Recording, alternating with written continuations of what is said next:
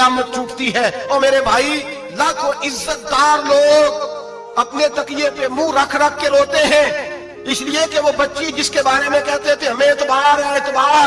اعتبار کا لفظ بول کے باپ جو ظلم کرتا ہے اپنی بیٹی پہ، بھائی اعتبار کا لفظ بول کے ظلم کرتا ہے بہن پہ، اعتبار کا جملہ بول کے زیادتی کرتے ہیں ہم اپنی جانوں پر۔ حضرت جنید بغدادی، صوفیاء کے سرخیل صوفیاء کے، ان سے ایک شخص کہنے لگا مجھے بیٹی پہ اعتبار ہے،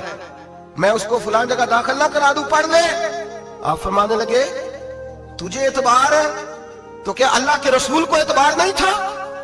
یہ تو نے کیسا لفظ بولا؟ تجھے اعتبار ہے، نبی پاک کو نہیں تھا؟ میرے محبوب کے پاس حضرت عائشہ صدیقہ بیٹھی تھی، اور وہ بی بی جس کو قرآن کہتا لستن کاحد من النساء، تمہارے جیسی دوسری کوئی ہو سکتی نہیں۔ میرے محبوب کے پاس حضرت حفصہ بیٹھی تھی، جناب سودا بیٹھی تھی، اس سے بڑھ کر بھی کسی کو اعتبار ہوگا جن کو قرآن کہتے ہیں ان جیسی دوسری ہو ہی نہیں سکتی۔ حضرت عبداللہ بن مکتوم نابینا سے ابھی آئے، او بھائی نابینا، دل کی آنکھیں کھول کے سنو، نابینا سے ابھی نابینا آنکھوں سے نظر نہیں آتا، حضور کی بارگاہ میں آئے، مجھے اعتبار ہے بیٹی پہ، مجھے اعتبار ہے، سندل کی بنی ہوئی بیٹی ہے، حور ہے تیری بیٹی، اس کے قریب گناہ نہیں جاتا، یہ تو زیادتی کر رہا ہے اپنی بیٹی پہ، یہ جملہ بول کے تو ظلم کر رہا ہے، تو ظالم اور فاجر ہو گیا جب تو نے یہ کہا کہ مجھے اعتبار ہے۔ میرے حبیب پاک سے بڑھ کر کس کو اعتبار ہوگا؟ میرے کریم رسول سید عالم نور مجسم صلی اللہ تعالی علیہ وسلم نے فرمایا، حضرت عائشہ تھی، حضرت حفصہ تھی، حضرت سودا تھی، عبداللہ ابن مکتوم نابینا آئے تو میرے نبی نے فرمایا بیبیوں پردہ کرو، بیبیوں بول کے بتائیے، بیبیوں سارے بولیے، بیبیوں، اللہ کرے یہ آواز گونج جائے پورے معاشرے میں، بیبیوں، میرے نبی نے جملہ کہا بیبیوں پردہ کر لو، پردہ کرو، نظریں جھکاؤ، نقاب اوڑھو۔ ایک زوجہ بولی حضور انہیں تو نظر نہیں آتا، وہ تو بیچارے نابینے ہیں۔ ترمذی میں حبیب پاک کے لفظ سنیے، یا رسول اللہ انہیں تو نظر نہیں آتا۔ میرے رسول نے فرمایا تمہیں تو نظر آتا ہے نا، تم تو اندھی نہیں نا، وہ ایک مرد آیا ہے، وہ ایک صحابی آیا ہے، تمہیں تو نظر آتا ہے، تمہاری آنکھیں تو ہے،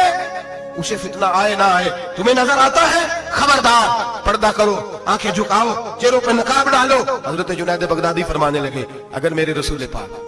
اپنی ازواج کو کہتے ہیں پردہ کرو اور تو کہتا ہے مجھے اعتبار ہے، اگر نبی پاک اپنی بیٹی حضرت فاطمہ کو کہتے ہیں پردہ کر، تو کہتا ہے مجھے اعتبار ہے۔ جناب جنید بغدادی مزید بولے، آپ فرمانے لگے اگر حسن بصری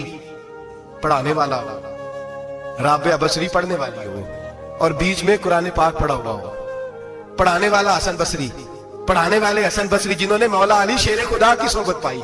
جنہوں نے ام المومنین حضرت ام سلمہ کے گھر میں پرورش پائی، فرمایا پڑھانے والا حسن بصری، پڑھنے والی رابعہ بصری، وہ بی بی جو دعا مانگے تو اللہ مردہ اونٹ کو زندہ فرما دے۔ فرمایا پڑھانے والا حسن بصری ہو، پڑھنے والے رابعہ بصری ہو، اور جو پڑھا جائے وہ قرآن ہو۔ فرمایا قسم اللہ کی عزت کی، میں پھر بھی انہیں پڑھنے پڑھانے کی اجازت نہیں دیتا، میں پھر بھی انہیں تنہائی میں بیٹھنے کی اجازت نہیں دیتا، میں پھر بھی انہیں اکیلے رہنے کی اجازت نہیں دیتا، اس لیے کہ یہ حسن بصری ہے اور منع کرنے والے امام الانبیاء ہیں، اس لیے کہ یہ رابعہ بصری ہے اور منع کرنے والے سید الرسل ہیں، خبردار پھر بھی اجازت نہیں۔ میرے نبی کریم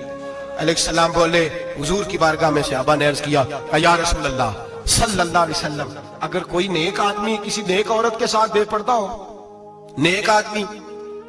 وہ پیر گناہگار نہیں جس کے پاس بیویاں جاتی ہیں، وہ گناہگار نہیں، وہ تو مجرم ہے، وہ خالی گناہگار نہیں، وہ تو پاپی ہے، وہ خالی گناہگار نہیں، وہ تو دین کا ڈاکو ہے، ڈاکو، وہ تو فاسق ہے، وہ تو دین کی حدیں توڑنے والا ہے، وہ تو اس کو تو گھسیٹا جائے گا قیامت کے دن، جو عورتوں سے بے پردہ ملتا ہے تو گھسیٹا جائے گا۔ لیکن سوال یہ ہے وہ خامد کدھر ہوتا ہے جس کی بیوی پیر کے پاس اکیلی جاتی ہے؟ سوال یہ ہے وہ بھائی کدھر ہوتا ہے جس کی بہن پیر کے پاس اکیلی جاتی ہے؟ سوال یہ ہے بیٹا کدھر ہوتا ہے جس کی اماں اکیلی جاتی ہے؟ میرے نبی رحمت نور مجسم شفیع معظم سرور کون و مکا سیاح لامکا صلی اللہ علیہ وسلم کی خدمت کی عالی مرتبت میں صحابی نے پوچھا کہ یا رسول اللہ اگر نیک ہو بندہ، بی بی بھی نیک ہو تو ایک میں بیٹھ سکتے ہیں؟ اعلیٰ حضرت نے فرمایا اگر عورت دین سیکھنے چاہے پیر کے پاس جائے تو اپنے خامد کے ساتھ جائے، اپنے بھائی کے ساتھ جائے، پھر بھی پردے میں بیٹھے، دور بیٹھے، آواز کے ساتھ بات کو سمجھے، لیکن اس کو تنہائی کرنے کی اجازت ہے، کسی کو بھی اجازت ہے، وہ چاہے جو مرضی بھی ہو، کوئی بھی ہو، بڑی کھلی بات کر رہا ہوں۔ میرے حبیب پاک سے پوچھا حضور اگر مرد عورت نیک ہو پھر بھی تنہا نہیں بیٹھ سکتے؟ میرے محبوب نے فرمایا اگر زکریا کے بیٹے یحییٰ ہو اور عیسیٰ کی والدہ مریم ہو تو پھر بھی میں انہیں تنہا رہنے کی اجازت نہیں دیتا، پھر بھی انہیں تنہا رہنے کی میں اجازت نہیں دیتا، پھر بھی اجازت نہیں ہے۔ جب میرے رسول پاک صلی اللہ علیہ وسلم نے اتنی پابندی لگا دی، جب بات حضرت حسن بصری اور رابعہ بصری کی آ گئی، جب بات جناب مریم سلام اللہ علیہا اور جناب سیدنا زکریا علیہ السلام کی آ گئی، جب یہاں تک بات پہنچ گئی تو پھر تو ماڈرن ہے، پھر تو زیادہ اعتبار والا ہے کہ تیری بیٹی یونیورسٹی ڈرائیور کے ساتھ جاتی ہے، پھر تو نے کہاں سے اس کے اندر نور بھر دیا ہے کہ تیری بیٹی اکیلی گھومتی ہے، پھر کہاں تو نے یہ بات سمجھ لی ہے کہ تیری بچی جہاں مرضی تنہا رہتی ہے، پھر تو کہاں سے وہ قوت لایا؟ یہ تعلیم ہے۔ اقبال نے کہا یار مشرق ہوس میں گلتا شباب اریاں شراب اسیاں، جسے بھی دیکھو گری کے اسیاں، ہم ایسی تہذیب کیا کریں گے؟ اور اقبال کہنے لگے تمہاری تہذیب خود اپنے خنجر سے خودکشی کرے گی،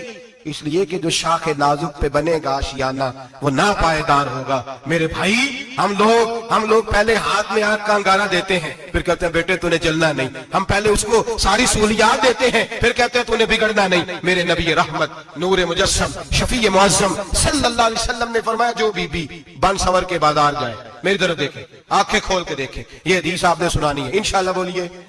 سنائیں گے انشاءاللہ تعالیٰ، بول کے انشاءاللہ کہیے آپ کو ثواب ہوگا، سنائیں گے انشاءاللہ۔ میرے نبی کریم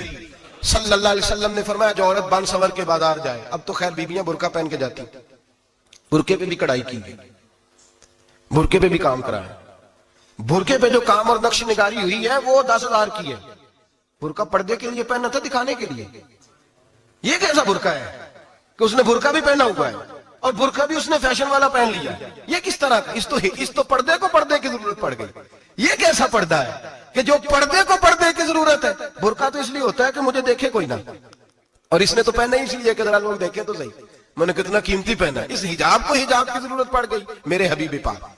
علیہ السلام نے فرمایا بلا ضرورت، عورت کو اجازت ہے بیمار ہو تو ڈاکٹر کے پاس جائے، عورت کو اجازت ہے ضرورت پڑ جائے گھر میں سودا سلف نہ آتا ہو تو لینے چلی جائے، عورت کو اجازت ہے اگر گواہی کی ضرورت پڑ جائے تو پردہ کر کے قاضی عدالت کے پاس گواہی دینے جائے، عورت کو اجازت ہے حج پہ جائے، عورت کو اجازت ہے عمرے پہ جائے، عورت کو اجازت ہے کہ اگر کسی وقت جہاد کے لیے عورتوں کی ضرورت پڑ گئی تو حضرت فاطمہ اور جناب عائشہ کی سنت ادا کرے جہاد کو جائے۔